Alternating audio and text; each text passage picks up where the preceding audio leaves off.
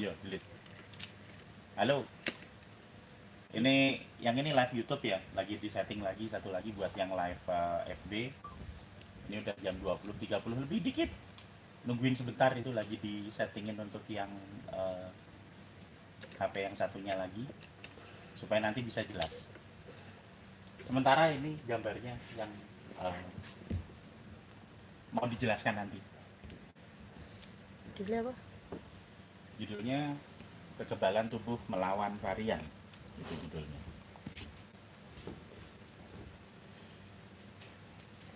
Oke, lightingnya udah benar ya? Oke.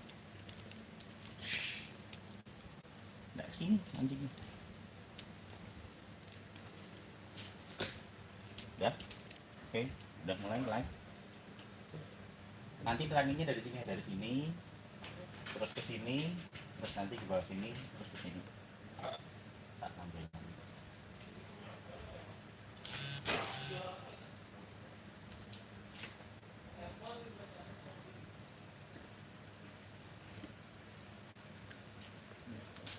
Oke, sudah siap?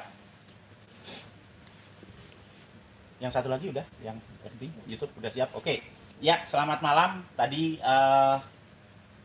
kita tadi siang itu sebenarnya bukan tadi siang, udah sejak lama itu kita belajar dan terangkan sebenarnya varian itu apa sih, mutasi itu apa sih, kan gitu. Dan kemudian kita sama-sama belajar dan kita ngelihat sendiri perbedaannya dan juga kita ngelihat sendiri data-data yang didapat dari infogram yang dari media dari luar negeri. Kita juga ngelihat sendiri dan ada gambarnya jelas sekali. Kita tahu, jadi sebenarnya lebih mudah untuk memahami varian itu apa, mutasi itu apa. Tetapi begitu itu berita sampai masuk ke negara kita, sama seperti biasanya, ya kan, ribut duluan. Yang belajar nggak ada, ya kan, ributnya kebanyakan, ya kan. Dan nanti begitu ribut, nanti media saut-sautan, wah, ngomong variasi, mutasi gini, bla bla bla bla bla bla, ya kan. Dan itu semua dibicarakan oleh orang-orang yang tidak paham tentang virus, tapi harus nurut. Hati-hati itunya jatuh nanti. Ya. Ini apa bawahnya, nah kayak gitu misalnya. Nah, jadi dan itu dibicarakan sama orang yang nggak paham virus. Dan yang tidak menyenangkan adalah kita dipaksa untuk ngikuti mainstream yang dibikin sendiri sama orang yang mau nakut-nakutin. Kalau kita belajar nggak boleh dibilang sesat gitu loh. Padahal yang bilang sesat juga nggak ngerti, nggak paham. Dan itu aneh menurut saya. Supaya kita tidak sesat, ya kan, dan kita tidak bisa ditakut-takutin, dan kita lebih paham dan bisa hidup normal, ayo belajar. Malam ini kita akan belajar sama seperti biasanya, setengah jam. Nanti nggak ada pertanyaan dulu, setengah jam. Saya coba nerangin. Kemudian nanti berikutnya ada 1 jam untuk tanya jawab. Ini mungkin nggak setengah jam ini, sekitar 25 menit atau 20 menit. Oke? Saya nerangkan dari awal dulu. Sama seperti yang berkali-kali saya terangkan sebelumnya. Ini ada virus, oke? Ada virus. Virus itu ada bagian yang tetap, ada bagian yang berubah. Bagian yang berubah itu apa? Kadang-kadang misalnya ujungnya ada cenolannya sedikit, kadang-kadang nggak ada cenolannya, kadang-kadang ada jeglongan sedikit, ya. Dan itu ada bagian yang sering kali berubah. Perubahan-perubahan yang kecil-kecil itu namanya mutasi. Jadi mutasi itu ada banyak sekali di setiap saat. Dan itu wajar dan normal buat virus, selama tidak mengubah struktur keseluruhan. Dan mutasi itu biasanya sifatnya minimal sekali. Nah, bagian yang paling sering mutasi untuk virus corona, di buletannya ini, di coronanya, di crownnya ini. Saya bagi dua jadi yang biru sama yang hitam. Bagian yang selalu tetap atau conserve region namanya, itu yang hitam. Banyak, 98%, 95-98%. Bagian yang sering berubah maksudnya di setiap tempat, misalnya tergantung lingkungan, tergantung expose, tergantung apapun, itu kemudian akan mengalami perubahan atau kumpulan mutasi tersebut. Itu bagian yang di crown-nya, yang biru ini. Dan ini 2%. Ini ada gambarnya, misalnya buletan ini crown-nya ini. Nah, yang titik-titik itu tuh lokasi mutasinya. Jadi kalau lokasi beberapa mutasi dikumpulkan jadi satu, itu nanti disebut varian. Jadi varian tuh kalau misalnya kita ke tukang cukur zaman dulu, bukan zaman dulu, tukang cukur zaman sekarang.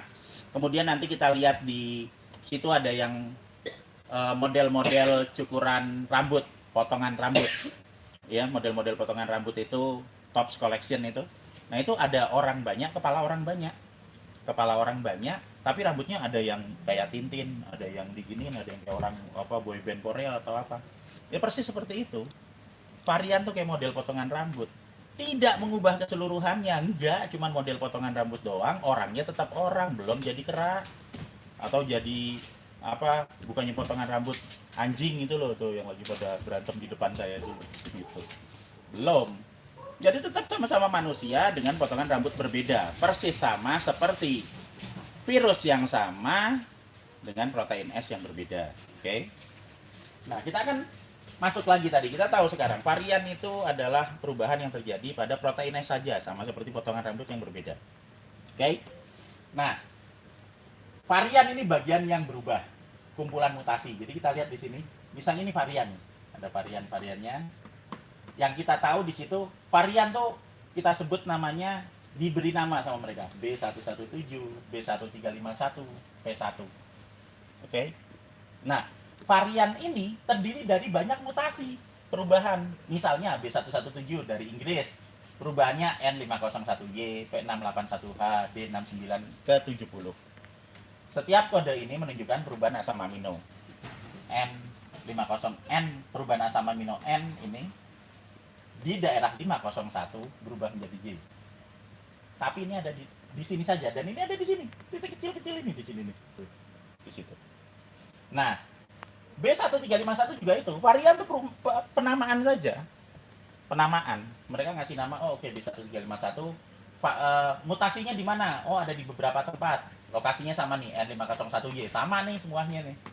Punya semua. K4717N ini juga sama nih, K417N, B1351 sama P1 yang dari Brasil Jepang sama. Dan terakhir yang paling dihebohkan sama media Indonesia adalah E484K. Kenapa E484K? Kenapa dia tidak ngomong N501Y? Simple, karena E484K lebih sering dibaca EE. Clickbait nama supaya orang-orang ingat, oh ini perubahan mutasi EE, ntar E484K, supaya diingat berulang-ulang, supaya kita seolah-olah tahu, wah mutasinya nanti berubah di sini, kemudian nanti jadi lebih bahaya virusnya. Padahal ini ya di ujungnya sini doang, nih di ujung sini doang nih.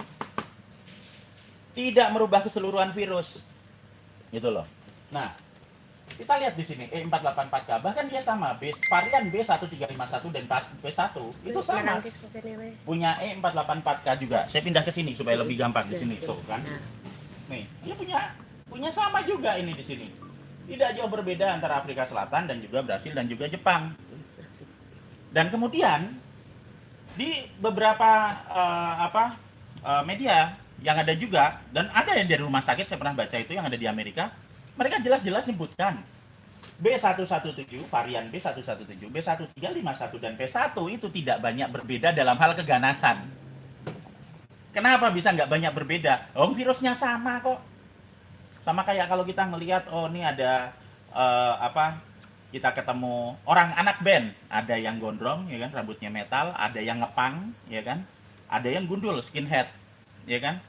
Nah, kemudian kita tanya mana yang lebih berbahaya? Ya nggak ada, ya sama aja semuanya. Orang itu cuma potongan rambut. Itu. Jadi ini sebenarnya semuanya sama. Kenapa mereka bilang bahwa keganasannya tidak jauh berbeda? Nanti kita akan masuk lagi ke interaksi antara berbagai macam varian dengan sistem kekebalan tubuh. Nanti kita akan lihat di situ. Nah, sekarang kita tahu tadi di sini ada virus utuh, oke? Virus utuh. Kemudian ada bagian yang tetap, oke? Bagian yang tetap. Dan juga ada bagian yang selalu mengalami perubahan. Beberapa mutasi dikumpulkan jadi satu, nanti dikasih nama varian. Oke? Bedakan varian sama mutasi. Varian itu pemberian nama dari buletan protein S atau reseptor binding domain yang ada di ujungnya itu. Sementara mutasi itu perubahan kecil-kecil yang ada di dalamnya, kecil banget. Oke. Kemarin kita pernah belajar tentang antibody itu apa. Oke. Antibody itu tidak kita bayangkan satu virus masuk tangkap antibody satu, tidak. Antibody itu seperti semut. Antibody itu jauh lebih kecil dibandingkan virus. Jadi kalau kita bayangin antibody itu kayak semut ngerubungin satu macam virus. Hanya semutnya ini punya lokasi punya spesifisitas spesifik sendiri. Jadi nggak bisa diganti-ganti. Kalau misalnya ini virus A, dia tetap datangnya semut atau antibody A. Kalau nanti dia datang ke protein envelope yang ada di virusnya itu yang bulat itu, ya keluarnya antibody khusus untuk envelope. Kalau nanti dia untuk protein S, ya kan, yang berubah atau tidak, ya dia nanti akan ada semut yang menghubungi khusus di protein S. Itu antibody. Sekarang kita lihat. Kalau kita kemasukan virus utuh, maka tubuh akan mengeluarkan antibody yang hitam ini terhadap bagian yang tidak berubah, dan juga akan mengeluarkan antibody terhadap bagian yang sering berubah, yang bulat-bulat ini, yang biru dan yang hitam. Oke? Itu normal. Jadi masuk virus bleng gitu kan, ada bagian yang tetap 98%. Ya, akan ada antibody khusus untuk itu 98%. Dan juga akan ada antibody untuk bagian yang sering berubah sebanyak 2%. Oke? Ya. Gimana kita bisa dapat kekebalan virus utuh? Dua cara. Pertama lewat infeksi alami. Kedua lewat vaksin. Vaksin virus utuh. Sekali lagi vaksin virus utuh. Karena kita harus bisa bijak juga untuk memilih vaksin mana yang mau kita pakai. Tinggal kita lihat aja isinya virus utuh atau bukan. Karena ada dua golongan besar vaksin sekarang. Yang pertama adalah vaksin berdasarkan virus utuh, di mana nanti kita akan bisa dapat 98% daerah tetap dan 2% daerah yang berubah.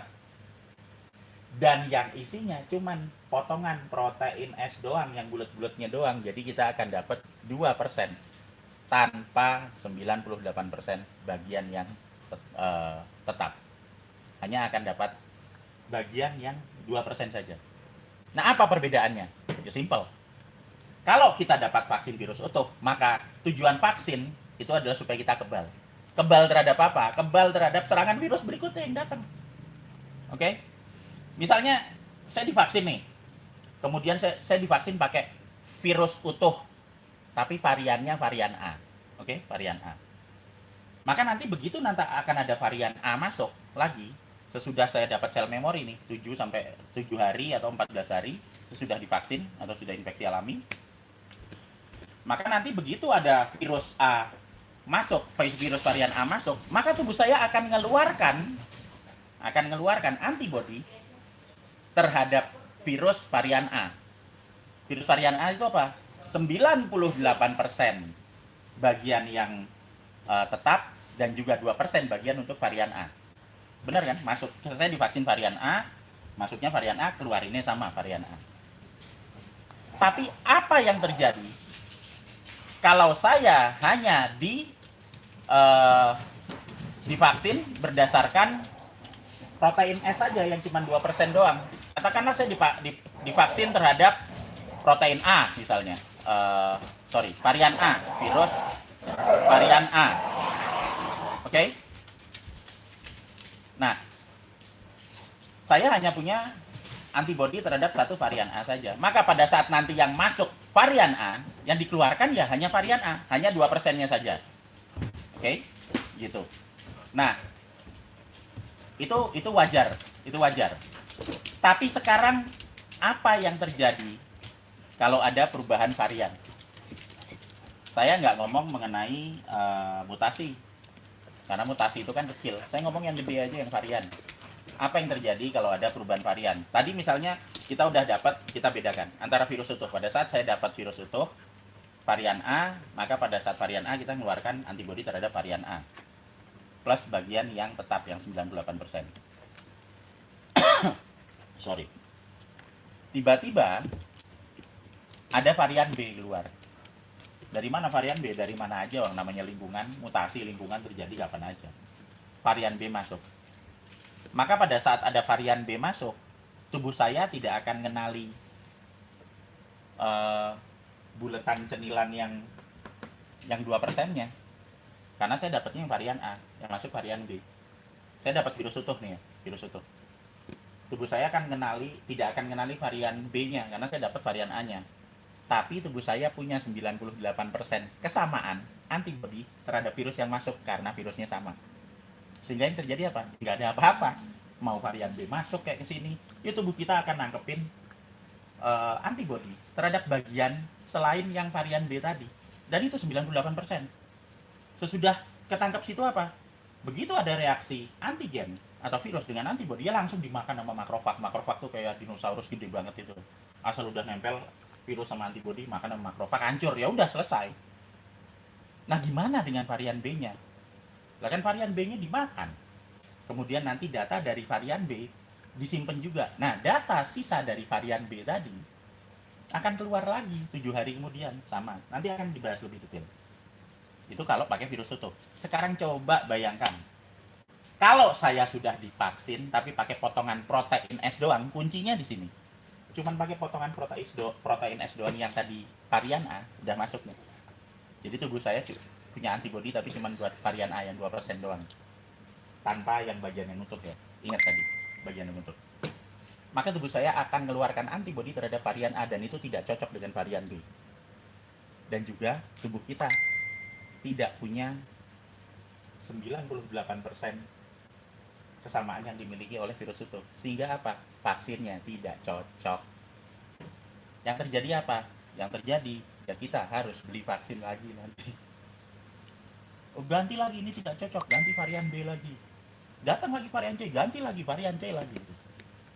Dan nanti sekali vaksin, oh itu nggak cukup. Jaga-jaga supaya nanti tambah mantep.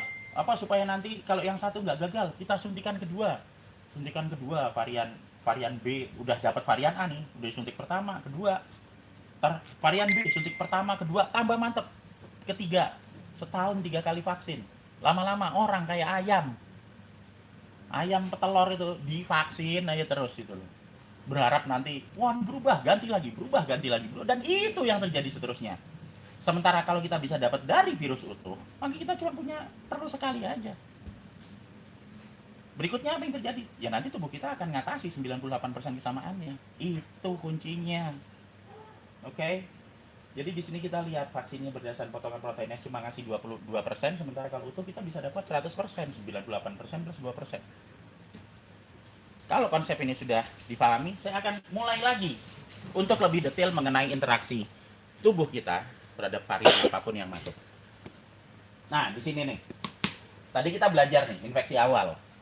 Tubuh kita dapat infeksi awal. Dari mana? Ya bisa dari vaksin virus utuh. Pemerintah kita kan kemarin ngasih tuh, vaksin virus utuh tuh. Yang awal. Saya nggak mau nyebutin nama. Belajar biar tahu mana yang virus utuh, mana yang potongan protein doang. Oke? Nah, kita dapat infeksi awal. Bisa dari infeksi alami. Karena infeksi alami pasti virusnya masuk utuh. Dan kemudian kita sembuh. Dalam waktu 7 sampai 14 hari itu kita sembuh. Antibodi kalau infeksi alami keluarnya 7 hari. Udah tahu. Kalau kita pakai vaksin, antibodi keluarnya 14 hari. Kenapa beda? Nah, kan kalau yang satu pertama virusnya hidup. Cepat nyebar, antibodi bereaksi lebih cepat. Sementara yang satunya virus mati, jumlahnya cuma sedikit. Sehingga reaksinya lama 14 hari. Tapi pada saat kita kemasukan virus ini, maka kita akan dapat yang tadi, ingat ya, 98% sama 2%. Oke? Kemudian infeksi kedua. Kita udah kena nih, udah punya sel memori nih dimasukin ke dalamnya nih. Kuncinya di sel memori. Karena kunci dari imunologi ada di sel memori. Gimana caranya sel memori di dalam tubuh kita bisa dapat data 98% sama 2%. Bukan masalah antibodinya. Oke. Kenapa begitu? Tak jelasin di sini. Sesudah kita kemasukan, antibodi keluar di 7 hari atau di 14 hari. Kemudian nanti antibodi akan naik di 21 hari, bertahan beberapa minggu atau bulan di sana, kemudian turun. Ada waktunya antibodi turun juga. Nah, kalau virusnya udah habis, udah nggak ada apa-apa, ya turun antibodinya. Antibodi kan keluar berdasarkan virus. Bukan berdasarkan doa, bukan berdasarkan apa, berdasarkan virus saja. Bukan berdasarkan media juga. ya kan? Itu. Nah, kemudian sesudah antibodinya habis, tiba-tiba ada infeksi kedua masuk, tapi virusnya sama, sama kayak yang tadi. Ini kita ngomong virus utuh nih, ya kan? Virusnya sama. Maka yang terjadi apa?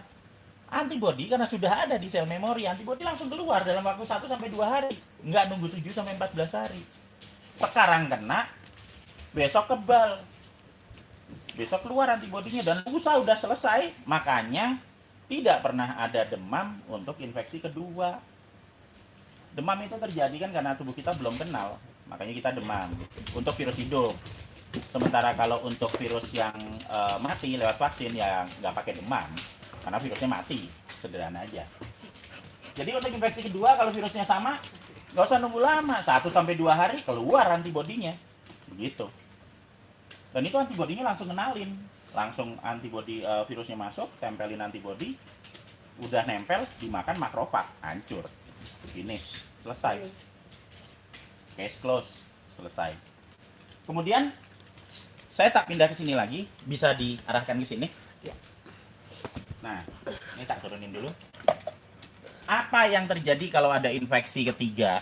Jadi ceritanya tubuh kita udah punya data di sel memori tentang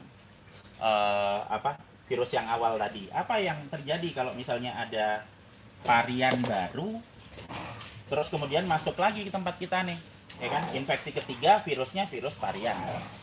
Di sini sengaja saya buat bentuknya agak berbeda sama yang awal karena variasinya ini cuma di protein S di ujung cemilannya bunderan itu aja, ya kan? Nah, karena ada perubahan di sini, apa yang terjadi? Begitu masuk, maka tubuh kita akan mengenali bagian yang sama dari virus yang masuk. Dan bagian yang sama tadi ada sebanyak 98%. Apa yang terjadi? Tubuh kita akan mengeluarkan antibodi terhadap bagian yang sama tadi ini sebanyak 98% dalam 1 sampai 2 hari. Kenapa 1 sampai 2 hari? Lah kan sama. Ini sama. Datanya di sel memori juga sama. Dia keluar 1 sampai 2 hari. Nah, gimana dengan bagian yang bulat yang kayak sabit ini yang mengalami mutasi di sini? Ya, bagian yang mengalami mutasi di sini akan diperlakukan sama seperti infeksi protein yang lainnya dan akan dimasukkan ke sel memori dan akan dikeluarkan lagi 7 hari kemudian. Apakah kita akan mengalami demam pada saat kemasukan varian? Tidak. Kenapa? Karena 98% protein yang tetap dikenali sama antibodi. Begitu nempel, pokoknya rumusnya begitu, ada antigen atau virus, ketempelan antibodi, cepret, ikatan antigen antibodi akan manggil makrofag buat makan. Dan ini akan ada di 98%. Semakin banyak ikatannya, semakin cepat makrofag datang.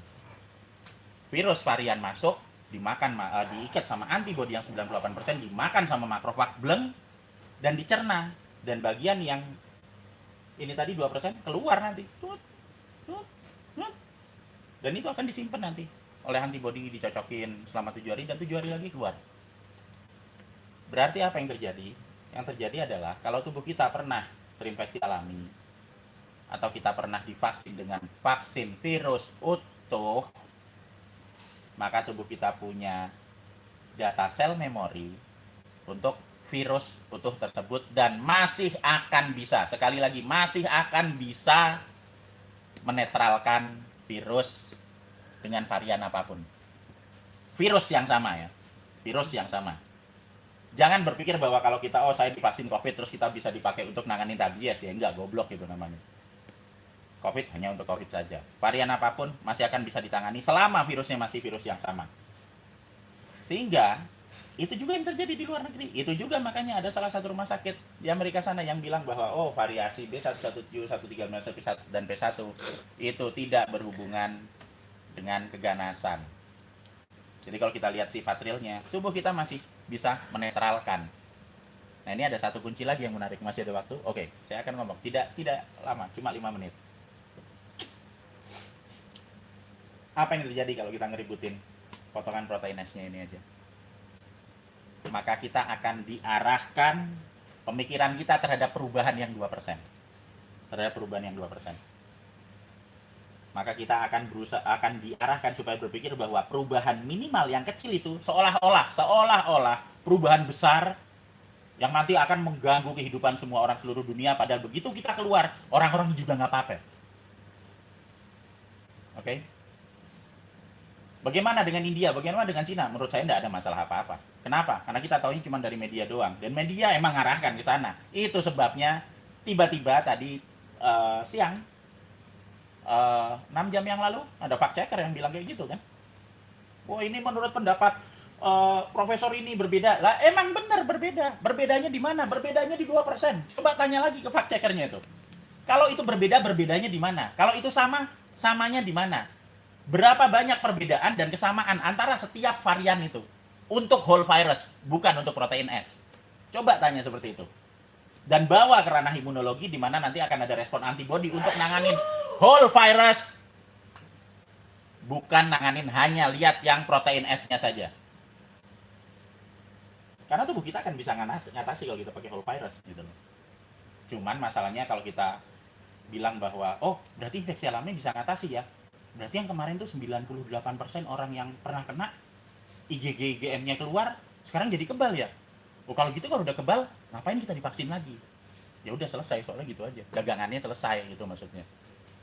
Tapi kalau kita ngarahin cuma ke sini seolah-olah wah ini penting banget. Ngelihat yang 2% melupakan yang 98%.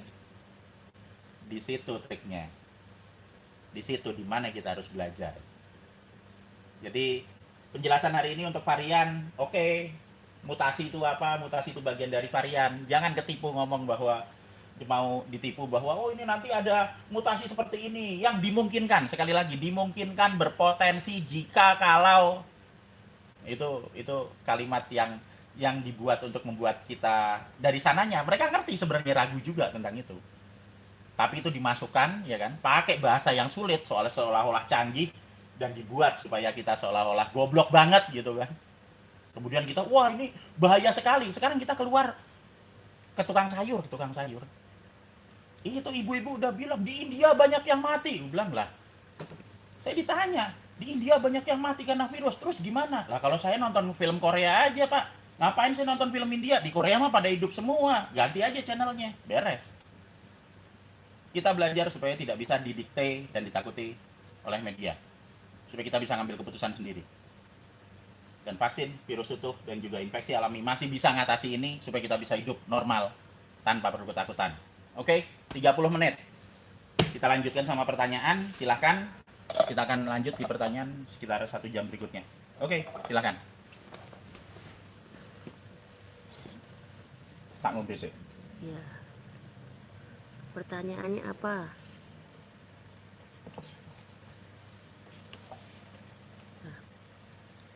Apakah vaksin varian utuh Pak D? Namanya apa? Biar nggak salah vaksin. Ya, udah dibilangin tadi nggak mau nyebut nama vaksin. Nanti saya dikira jualan vaksin, Mas. Dicari aja, diklik, belajar lah, di googling. Itu ada kok nanti. Sebut, tulis aja mereknya apa. Terus lihat cari di situ yang whole virus. Whole virus tuh WHOLE, bahasa Inggris. Whole virus. Gitu. Itu nanti ketahuan di situ yang mana, dicek aja sendiri. Itu pertanyaannya sama aja nih, Juli Kurniawan. Iya. Kalau Sinovac vaksin utuh atau bukan di? Dicari lah. Ntar saya dikira dagang, ya kan? Orang saya ngomongin kayak gini aja ntar dikira dagang gimana? Saya bukan anti vaksin. Saya setuju dengan vaksin asal vaksinnya virusnya utuh. Tapi saya tidak setuju dengan vaksin potongan protein karena menurut saya lebih banyak mubasirnya dibandingkan manfaatnya. Seperti itu. Titi Sari, D, berarti kalau diminta vaksin OTW enggak? Ya tergantung vaksinnya. Kalau saya vaksinnya vaksin virus utuh, ya mau saya divaksin. Nah, saya tuh minta vaksin sebelum Pak Jokowi divaksin, saya udah minta sampai sekarang nggak dikasih. Mau gimana? Gitu. Apa perlu saya bikin sendiri, suntikin sendiri? Ya bisa aja kalau mau sih. Pak D, apakah imunisasi dari Ari Gunawan? Apakah imunisasi pada bayi efektif, Pak D? Imunisasi apa? Vaksinnya vaksin apa? Jenisnya jenis apa? Kan beda vaksin, beda penyakit. Dan kita sekarang kan ngomongin masalah yang ini, yang COVID doang. Saya kagak ngerti masalah bayi.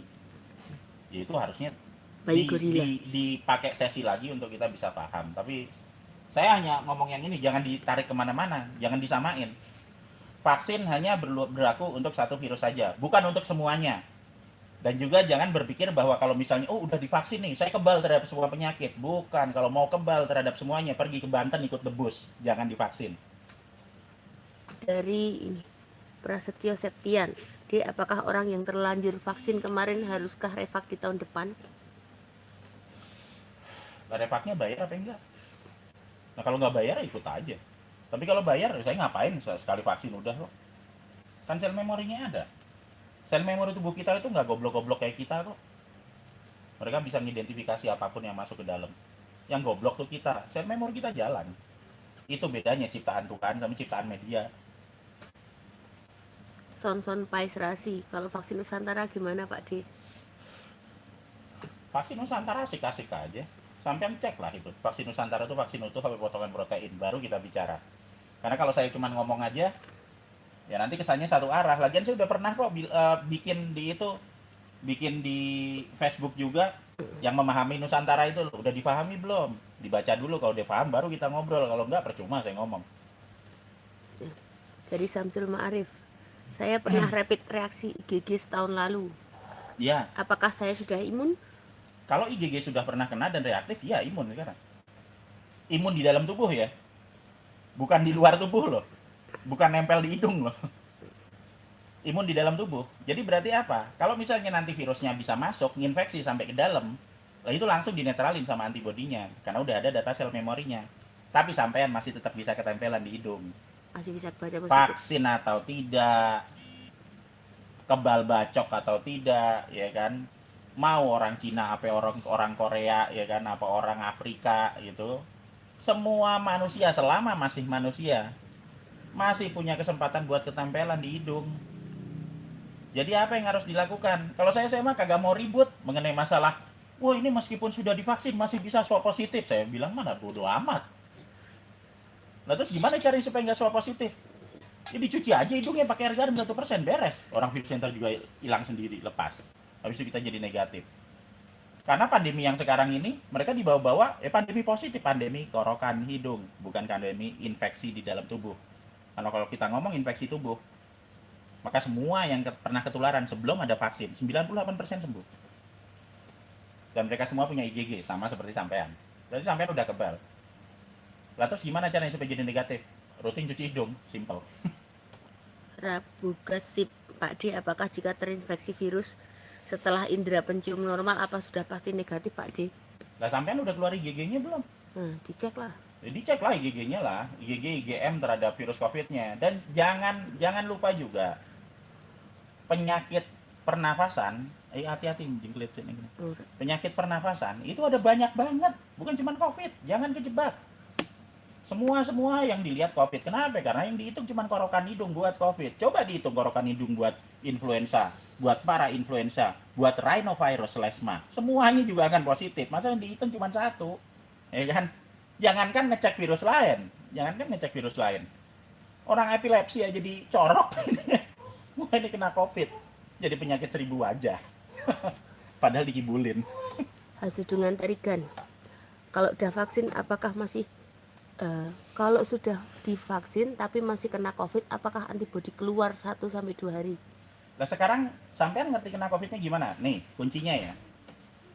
Kalau kita kena infeksi virus, itu tandanya demam. Bukan positif di hidung loh. Demam. Begitu demam, ya kita berarti kena infeksi virus. Nah kita harus minum vitamin E, C, atau vitamin E sama C supaya antibodinya naik. Udah itu, nanti 7 hari keluar lagi. Nah kalau kita sudah pernah divaksin, ingat tadi, berarti kita sudah punya data di sel memorinya. Oke? 2-3 minggu baru aman. Nah kalau kita kena virus lagi, kalau masuk ke dalam tubuh, ya antibodinya akan nangani itu. Antibodi tidak ada urusannya sama korokan hidung. Karena tidak ada antibodi di hidung. Antibodi itu adanya di dalam sistem sirkulasi darah. Sekali lagi, antibodi itu adanya di sistem sirkulasi darah.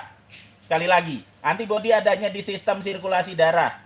Sekali lagi, adanya antibodi di sistem sirkulasi darah kagak ada di rongga hidung. Maka semuanya akan punya kesempatan yang sama untuk kena lagi. Saya nggak akan ngeributin. Sekali lagi, saya nggak akan ngeributin. Sekali lagi, saya nggak akan ngeributin mengenai masalah korokan hidung. Karena buat saya, masalahnya sudah selesai dengan cuci hidung dan kumur pakai air garam 1%. Pertanyaannya dengan Martin Muzafir. Pak dia apa? Kalau orang yang sudah divaksin apakah tetap positif kalau di rapid? Dan rapid itu dari mana? Dari hidung. Rapid positif, rapid antibody apa? Rapid antigen atau antibody? Antibody paling maksudnya. Kalau misalnya rapid antibody, kalau sudah pernah divaksin dan kemudian 3 minggu sesudah itu, kemudian kena lagi, terinfeksi di dalam ya. Ya di rapid antibody ya keluar IgG-nya.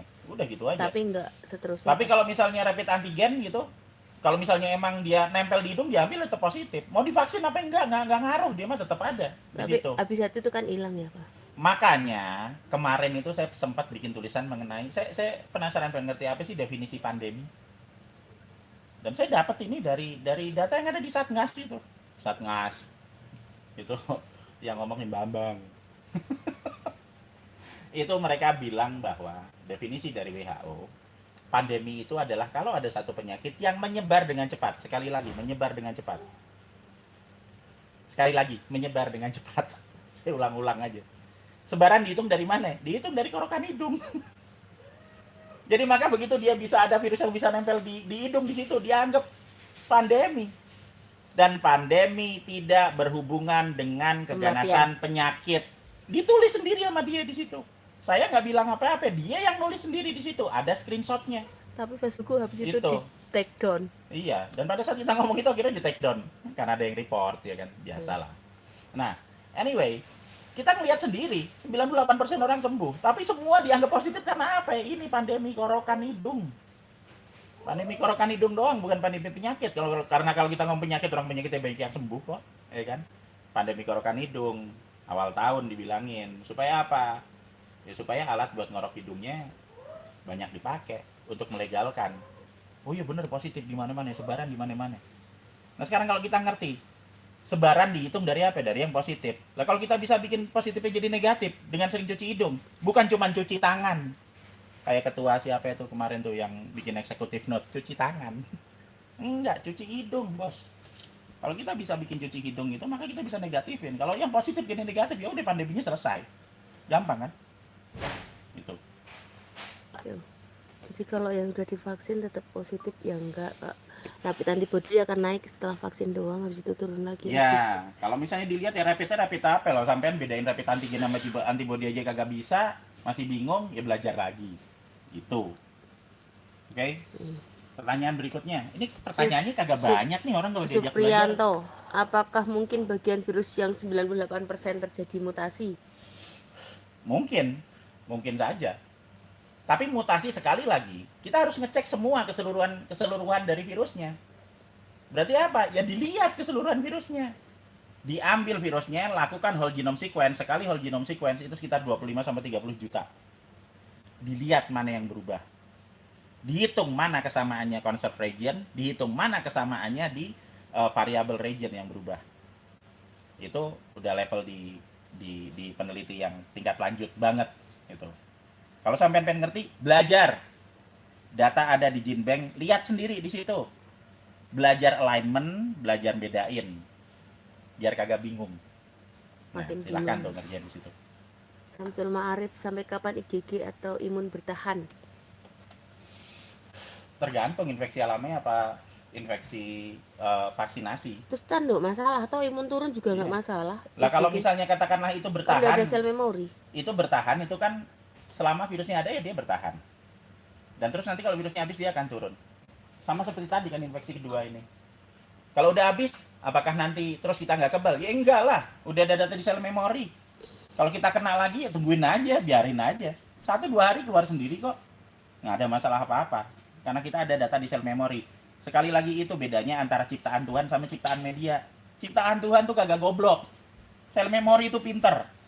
Punya data banyak banget, triliunan kombinasi. Dan itu masih bisa ditambah terus sampai 30 tahun berikutnya. Sementara ciptaan media, ya kan, yang ngelihat cuma berdasarkan yang dibaca doang. Kagak sampai mikirnya.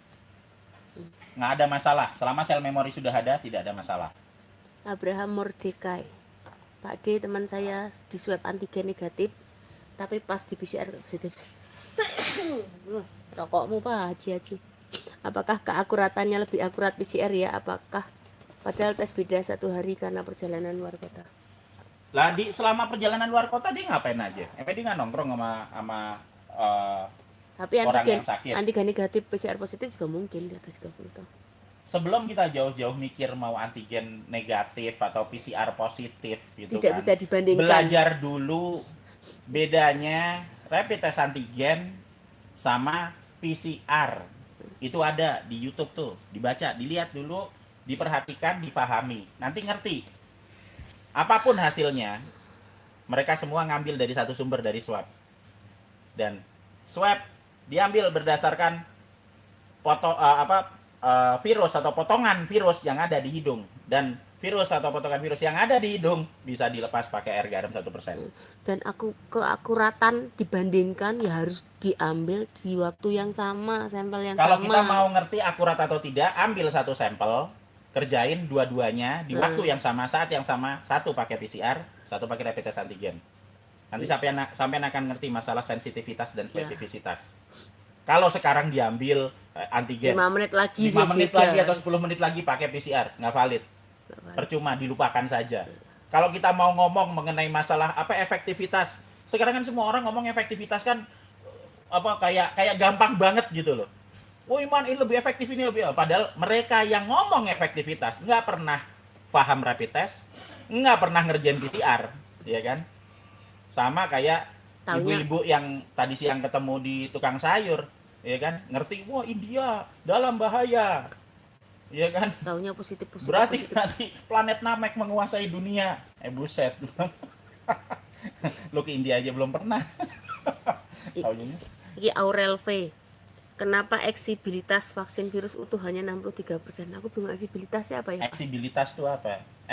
Eksibisionis maksudnya. Apa? Eksibilitas. Elisibilitas. Elastisitas. Apaan? Ekslibil. Eksibisionis lebil, eksibil. Maksudnya efektivitas Maksudnya kali. efektivitas. Oke. Sampean lihat efektivitas itu kan karena sampean lihat media 67%. 63%. Saya kasih tahu nih efektivitas apa nih. Beberapa saat yang lalu itu kan dilakukan trial uji ketiga, uji klinis ketiga kan, buat vaksin virus utuh, ya kan. Jangan tanya merek lagi, ntar gue cekek lo ya. Jadi mereka nyuntikan sekarang, gitu kan, disuntik pakai vaksin virus utuh nih. Kemudian 2 minggu kemudian diambil darahnya untuk dicek serumnya kan, ngecek antibodinya. Suntikin vaksin kedua di 14 hari. Kemudian diambil lagi darahnya 3 bulan sesudah itu, 90 hari. Nah sekarang kita harus tahu dulu, itu ada di YouTube, dicek sendiri. Apa bedanya, kapan waktunya antibodi naik, kapan waktunya antibodi turun. Kalau kita disuntik vaksin virus mati utuh, antibodi kita baru keluar di 14 hari. Baru keluar sedikit loh. Karena puncaknya akan kelihatan di 21 hari, bukan di 14 hari. Sehingga kalau kemarin disuntik kemudian diambil darahnya di 14 hari, yang didapat apa? Antibodinya dikit doang, minimal. Harusnya Karena 0. kalau mereka mau mikir sedikit, mereka akan ngambil di 21 hari supaya tahu antibodinya maksimal. Itu pertama. Kedua, 21 hari di atas. Nanti dia akan bertahan katakanlah selama 1 bulan. 30 tambah 30 tambah 21 hari. Berarti 51 hari.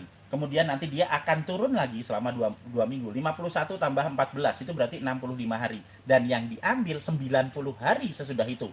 Berarti dia dapat apa? Antibodinya sudah habis. Pengambilan darah pertama di 14 hari, antibodinya sedikit. Di 90 hari diambil, antibodinya juga udah habis. Kemudian tiba-tiba mereka bilang, oh ini keakuratannya, efektivitasnya cuma 63% ya. Wong Indonesia kok. Kalau menurut saya, efektivitasnya, kalau kita dilihat dari antibodi, itu cuma 0,3%. Betul. Bukan 65%. Karena harusnya mereka ngambil di 21 hari, Dan pada saat disuntikin lagi, mereka harusnya ngambil pada saat antibodinya masih di atas, bukan antibodinya di bawah. Itu yang uji klinis di Itu Indonesia konsep ya, sejak awal itu sudah tidak masuk akal. yang dicoba di Jadi Bandung. nggak usah ngomong efektivitas, kita lihat aja di situ orang pada mati apa kagak. Simple itu. Para ahlinya ahli. Next.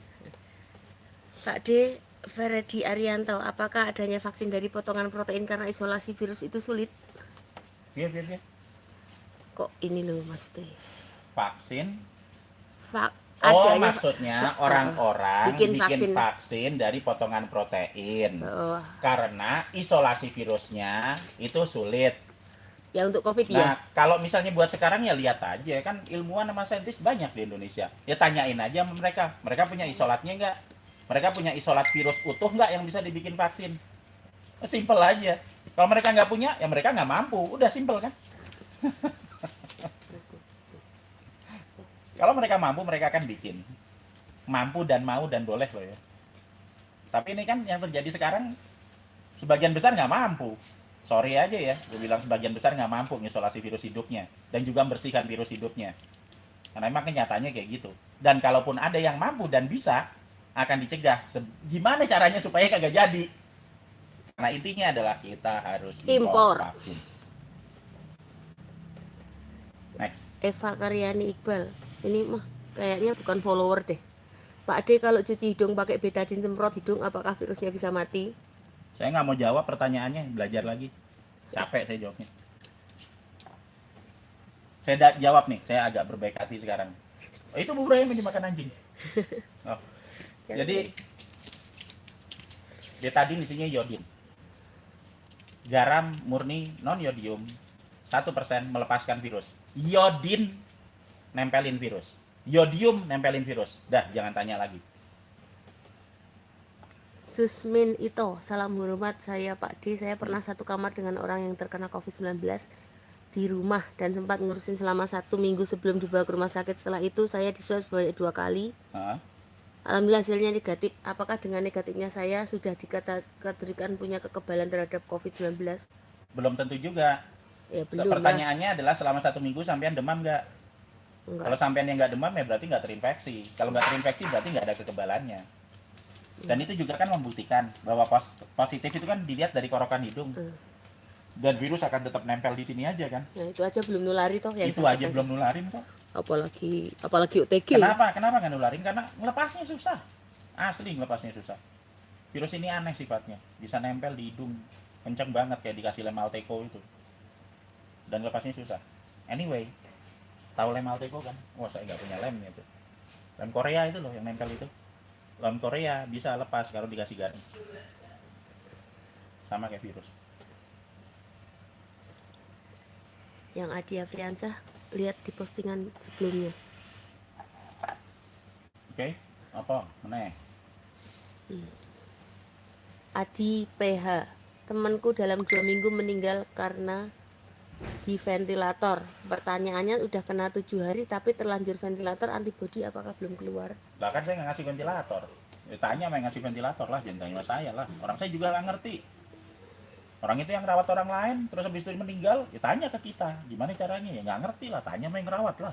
Nih, Diana Gultom, Pak D, virus bisa nempel di permukaan barang seperti pintu, uang, dan lain-lain berapa lama ya? Capek juga harus semprot-semprot antiseptik terus. Ya menurut saya sih biarin aja nempel di mana-mana. Toh mati. Virusnya tuh kena sinar matahari 5 menit mati. Kena air laut 5 menit hancur. Nah, terus kalaupun nanti bisa ketempelan, kita ilangin pakai garam 1%, udah lepas. Terus masalahnya apa? Jadi cobalah untuk berpikir sesuatu tuh yang solutif, yang bisa dipakai sebagai solusi, bukan ikut panik. Selama 1 tahun lebih. Saya 1 tahun lebih saya itu nggak pernah ngecek mau pakai apa pakai megang pintu, mencet lift ya kan, dapat duit dari mana-mana, habis itu masih ngupil lagi, masih ngerokok lagi, dan kita negatif full selama 1 tahun. Itu. Tuh, ada Wabi Serwanada. Pak D, apakah virus COVID bisa masuk lewat mata? Dan kalau memang bisa masuk lewat mata, apakah bagaimana caranya mengurangi virus di mata? Sama kayak mencuci hidung dan kumur-kumur. Sekarang pertanyaan saya, pada saat swab itu yang dicolok hidungnya apa matanya? Matanya. Kalau yang dicolok matanya dicuci aja pakai air garam, ya kan? Nah kalau yang dicolok hidungnya, yang dicuci hidungnya pakai air garam. Ada nggak yang dicolok matanya? Nggak ada. Kalau nggak ada ya kesini ntar saya colok matanya. Niat ngenai kuwi apa? Enggak kan simple kan? Nah Nyolok. pertanyaannya aneh-aneh kok. Kalau di mata gimana? Kalau di anus gimana? Nah ada kayak yang nyolok. Kalau nggak ada, ya ngapain lu pikir? Orang jelas kok sekarang ini. Pandemi berdasarkan sebaran, sebaran berdasarkan positif, positif berdasarkan korokan hidung. Iya kan? Nah kalau kita bisa negatif yang korokan hidung, ya ngapain kita repot mikir pakai ke mata kayak kemana kayak. Ini lucu lagi pertanyaannya, Surya Rahmat. Kayaknya ini banyak follower baru deh, Pak. Nggak pernah ngikutin ini. Dok, kok virus COVID milih ke orang dewasa aja, ke anak-anak kecil kan nggak mau pakai masker, terus ke hewan kambing, kucing, burung, sapi, kok nggak mau mematikan imun hewan lebih baik dari manusia ya? Ya karena nggak ada yang nyolok. Coba aja dicolok. Dan bukan itu, Iya. COVID. Lagian masalahnya kan bukan itu. Masalahnya itu kan cuma sebaran doang. Terus Sebaran bisa dihilangkan. Selama ini kita berpikir bahwa kalau korokan hidung mewakili semua penyakit yang ada di tubuh. Itu pemikiran goblok. dan nganu Loh, kita juga, selama bertahun-tahun kita COVID mikir bahwa COVID nggak ada kita reseptor. belajar penyakit bertahun-tahun ya kan di fakultas kedokteran atau dimanapun itu kita belajar. Bagaimana mungkin semua penyakit sekarang cuma didefinisikan pakai satu, korokan hidung. Kalau cuma satu, semua penyakit cuma satu, korokan hidung, ya ngapain kuliah lama-lama? Belajar ngorokin hidung aja, ya kan? Nah, terus ada reseptornya di hewan-hewan, beda corona. Makanya aku bilang, Ada di YouTube itu mengenai Aku bilang belum pernah ngikutin, Pak, ya. channel itu ada semua data yang dibutuhkan. Pelajari itu semua, dipahami, ya kan? Karena kebiasaan orang kita tuh kalau misalnya disuruh belajar itu tuh males, pengennya disuapin. dikasih tahu, disuapin, habis itu dikunyahin sekalian.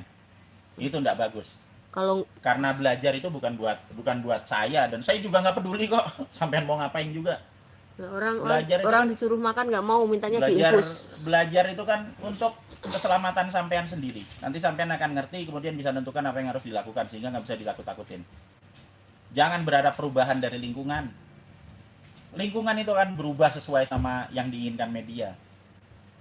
Berharap berubah dari diri sendiri, sehingga kita ngerti mana yang benar, mana yang salah, mana yang harus dikerjakan, mana yang dikibulin. Kalau kita paham itu, ya kita akan jalan bekerja, hidup seperti biasa tanpa perlu panik seperti yang lain gitu. Karena kita punya pendapat sendiri, dan belajar nggak bisa diberhentiin. Sampean belajar ya sesuai sama keinginan sampean sendiri, belajar untuk survival, nyelamatin diri sampean sendiri gitu.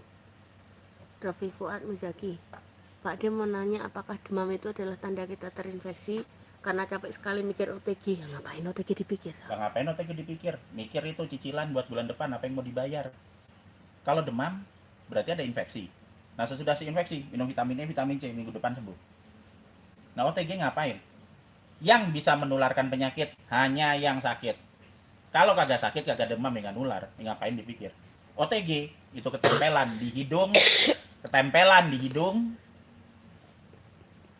tanpa sakit kan, emang cuma ketempelan doang. Jadi gimana? Ya cuci hidung pakai air garam 1%. Ngapain dipikirin? Next. Apa lagi? Udah gitu doang nih pertanyaannya. Pertanyaannya itu rata-rata kayaknya bukan follower, jadi pertanyaannya itu apa? Kalau pertanyaan yang aneh-aneh, baca aja sendirilah. Ini udah tahap lanjut ya. Kita Udah tahap lanjut. nggak akan balik lagi mengenai ngomong yang itu. Carilah di situ, udah ada banyak yang dijelaskan itu. Belajar untuk menolong diri sendiri. Malah petai dapat meningkatkan imun dalam waktu instan. Oh iya, itu yang ngomong petai itu nanti saya blokir.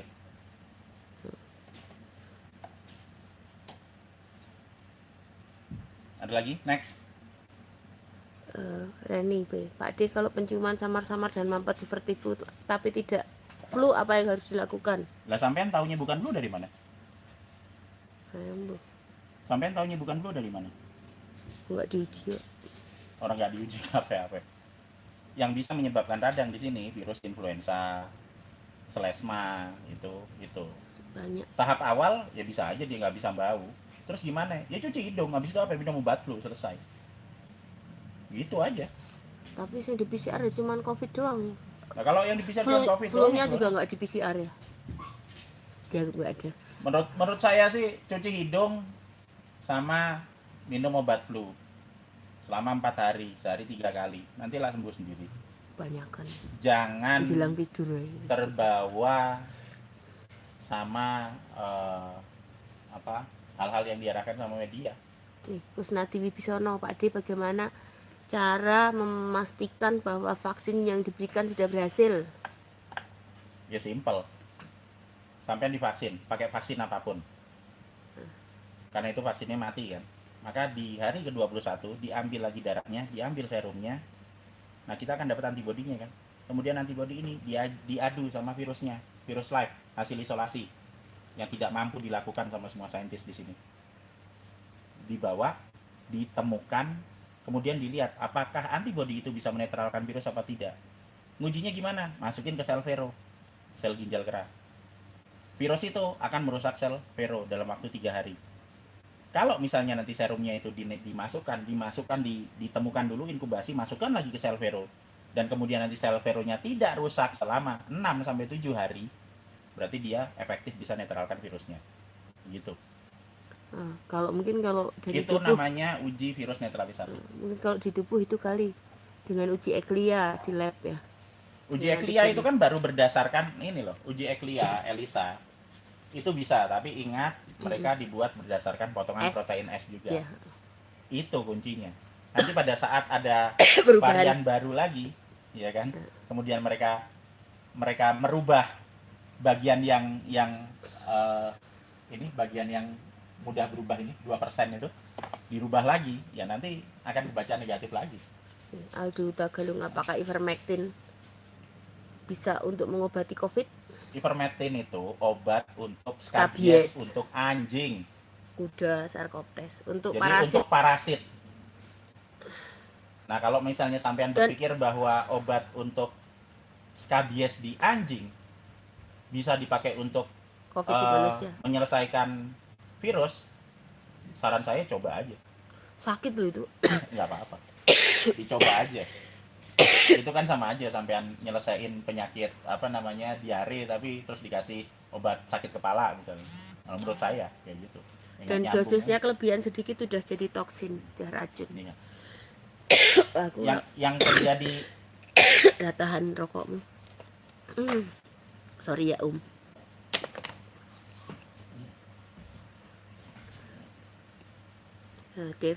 Devi Janti Miharja, Pak D, apakah istilah long covid apakah bisa sembuh total? Long covid itu apa? Orang penyakitnya nanti sembuh 7-14 hari. Penyakit long covid itu kan penyakitnya dia aja.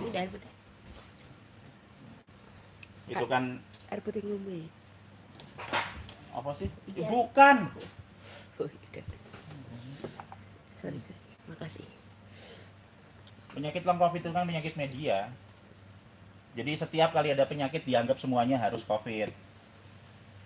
Sekarang sampean kena COVID, habis itu ntar 7 hari, habis itu sembuh, terus sampean jalan ke depan, jatuh, ketabrak, kepelintir truk, nanti dianggap long COVID.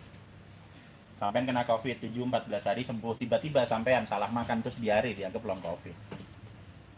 Itu sebabnya diarahkan jadi penyakit 1000 wajah, supaya semua penyakit jadi COVID. Udah gitu doang kok. Dari Paul Pak D, untuk OTG, kalau kita di swab di hidung maupun sekitar pangkal lidah bisa positif, apakah itu berarti virusnya bisa keluar dari mulut atau hidung kita? Lah sampean demam apa enggak? OTG kok. Lah kalau OTG ngapain cuci hidung aja, nggak usah mikir. Apakah itu berarti virusnya bisa menular? Ya enggak. OTG tidak nular, yang nular yang sakit. Kalau kagak sakit nggak nular. Brengsianipar, Pak, kalau kita saat swab satu rombongan ada satu yang positif dan pulang tetap semobil bareng tapi dia tetap pakai masker dan kaca terbuka, gimana Pak? Apakah kita juga akan positif juga? Lah yang kedeteksi positif itu sakit apa enggak? Seandainya sakit aja. Lah kalau sakit ya, kalau kena droplet iya. Ya kalau misalnya dia sakit ya disuruh tidur dulu lah. Pulangnya belakangan aja, dia suruh istirahat dulu. Nah kalaupun dia nanti sudah masuk ya dikasih jarak, karena yang nular kan hanya yang sakit. Tapi kalau OTG ya biarin aja. Dan nanti udah itu sampai rumah gimana? Semuanya cuci hidung, mau naik cuci hidung pakai air garam, turun cuci hidung lagi. Selesai. Entry pointnya kan dari hidung doang, sama mulut, cuci hidung sama kumur pakai air garam 1%, simple. Jangan mikir yang kejauhan, mikir yang paling dekat, dan mikir yang paling simpel aja solusinya. Mikir kejauhan, kita tuh dikasih data-data yang so ilmiah, kemudian habis itu dianggap kita sudah ngerti, paham semuanya, padahal kita diarahin. Saya mempelajari semuanya ya, dan saya berusaha nyari solusinya. Bukan habis itu kita jadi ikut ketakutan. Dan saya masih hidup sampai sekarang. Saya datang ke semua zona hitam, zona merah juga datang. Sampai sekarang masih hidup tuh. Pak D, kalau sudah terlanjur minum azitromisin dan nggak ada efek sampingnya, perlukah kita minum air kelapa? Nah, kalau nggak ada efek sampingnya ya ngapain? Ya nggak apa-apa, biarin aja. Mau minum air Ya, kelapa minum bagus, azitromisin nggak mau juga minum, nggak berapa? apa-apa. Bagian yang nyuruh Azitromisin itu juga siapa? Dan kalau udah make nggak ada ya udah. Azitromisin selama dosisnya tepat dan penggunaannya untuk tepat juga nggak apa-apa, tapi bukan untuk virus. Azitromisin itu kan antibiotik. Antibiotik untuk bakteri, bukan untuk virus. Suatu perbuatan yang konyol memakai antibakteri untuk penyakit virus itu konyol. Azitromisin tambah levofloxacin bisa. Ya kalau misalnya nggak ada ya alhamdulillah. Apa sampean pengen ada efeknya? Tambahin dosisnya. Tambahin dosisnya sehari 3 kali gitu. Saya jamin 3 hari sampean geblak kok itu nanti. Tambahin Tinggal pasangin ventilator 12. Kalau nggak percaya, habis minum azitromisin 2 kali sehari selama 3 hari, terus tes darah. Apalagi yang ada bakat gula. Oke, next.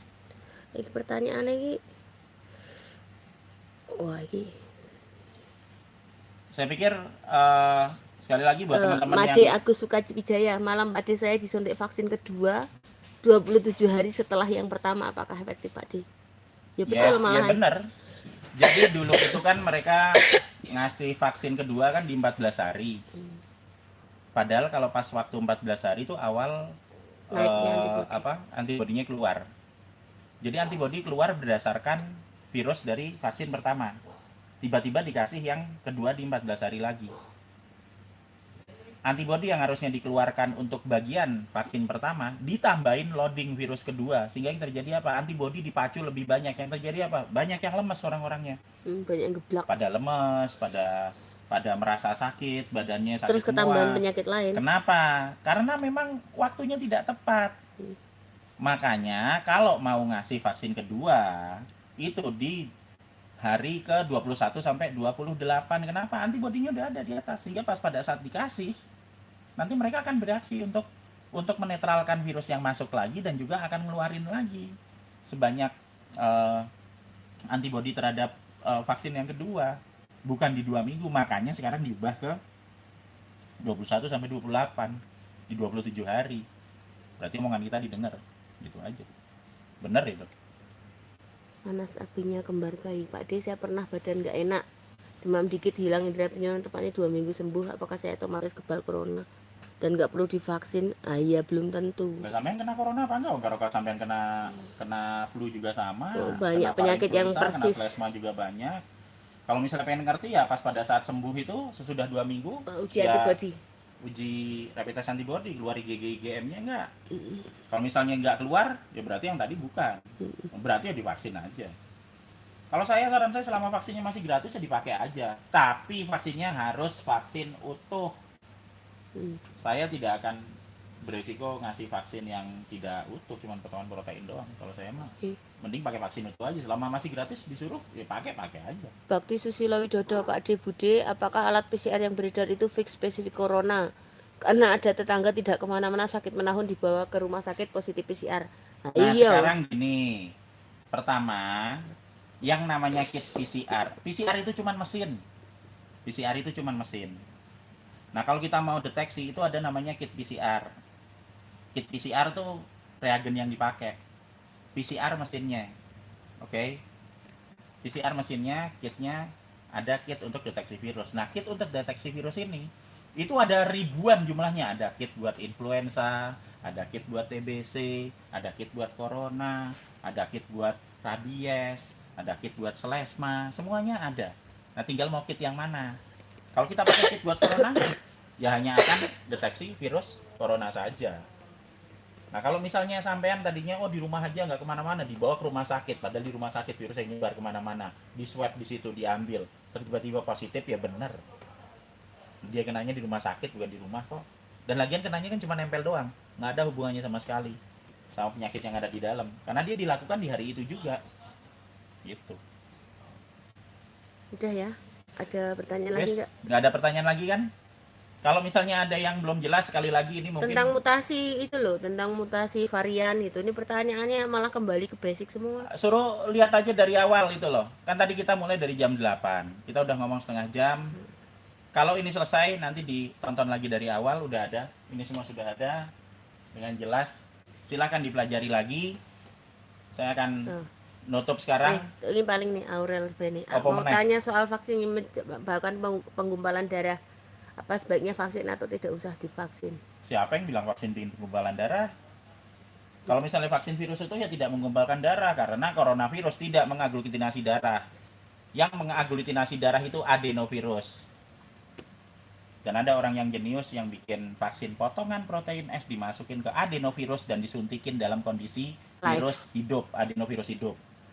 Itu yang bikin penggumpalan darah. Makanya banyak negara-negara yang menghentikan, Yang menolak. yang menolak untuk penggunaan itu. Yang mana vaksinnya? Belajar cari sendiri. Oke, saya bukan bakul vaksin.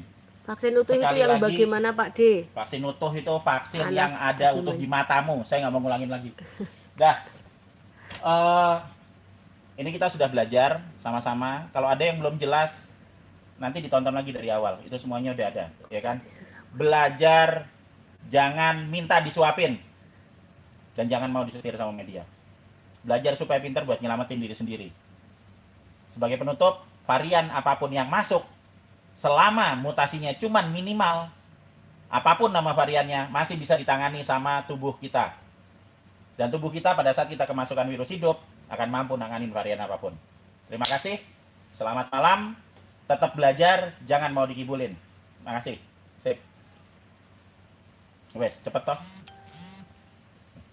Wes, dipatah nih. Selamat malam.